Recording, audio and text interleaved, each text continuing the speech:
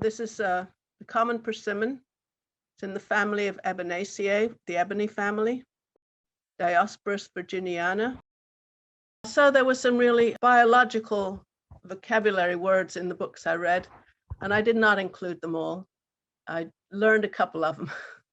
So the physical characteristics, the leaves, simple, alternate, deciduous, ovate, oblong. The word glabrous, I learned, means not hairy. I guess it's always good to have a very specific word. The bark is gray-brown to nearly black, up to 1 inch thick. Looks like alligator leather. The fruit and seeds, there's a word I didn't know before, subglobose. It just means like a squashed circle. Subglobose, orangish, several-seeded berry, about 1.5 inches in diameter. The seeds are not poisonous, but they can cause inflammation of the small intestine, and they don't recommend that you feed these to dogs, or your pets probably, although we did find out today that turtles really like them. Traditionally, the seeds are ground and roasted. I don't know anyone with that tradition, but it'd be interesting if anyone there can tell me that that's true. To be safe, try this in small quantities only and do not eat the seeds raw. Diospyros means fruit of the gods in Greek. Early Texas settlers once considered persimmons as good as manna from heaven.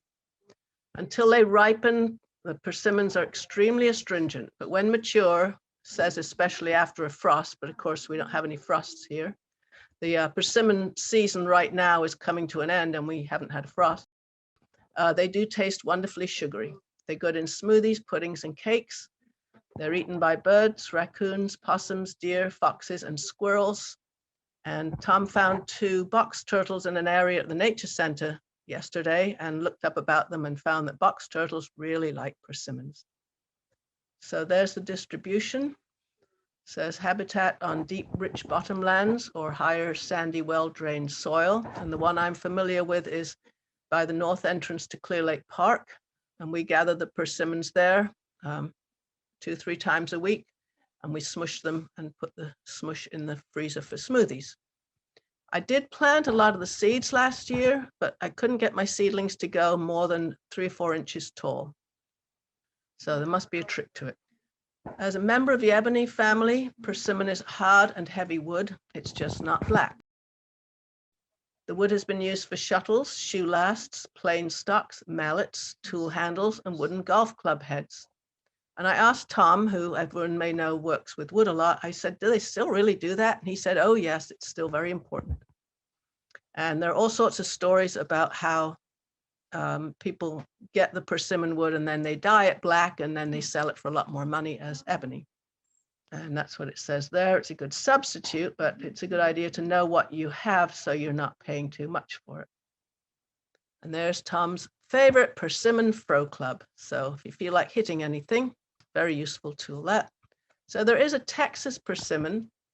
It's a restricted species found mainly in southern and western Texas on rich, moist soil or drier, rocky slopes. There might be one at the medical center. My daughter-in-law sent me pictures of something she'd seen out there, and it looked a lot like that. It has a very different fruit, though. It says fruit is a black berry with triangular seeds. So that sounds quite different than the one we were looking at. That fruit is edible and a source of a purple-black dye. And these are 3 persimmon seedlings, which I got from Cliff Grimm, who managed to get his more than a couple of inches tall. When I picked these up from him, he had them in a dishpan full of water. So I'm not sure if he'd always kept them in a couple of inches of water, but I did that. Thank you.